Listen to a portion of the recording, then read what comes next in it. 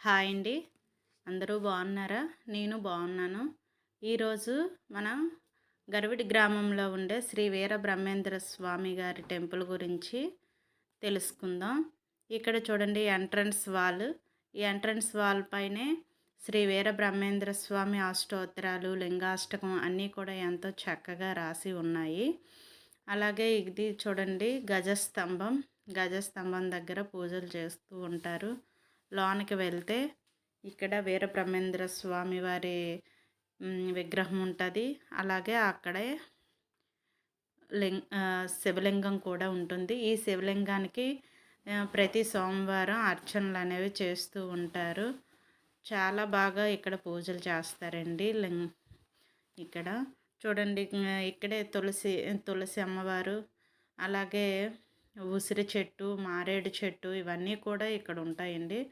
చాలా బాగా కార్తీక మాసంలో అయితే చాలా రద్దీగా ఉంటుంది ఈ టెంపుల్. చాలామంది వస్తూ ఉంటారు. చాలా బాగా ఇక్కడ పూజలు అనేవి చాలా బాగా చేస్తారు కాబట్టి కార్తీక మాసంలో అయితే అసలు ఖాళీనే ఉండదు.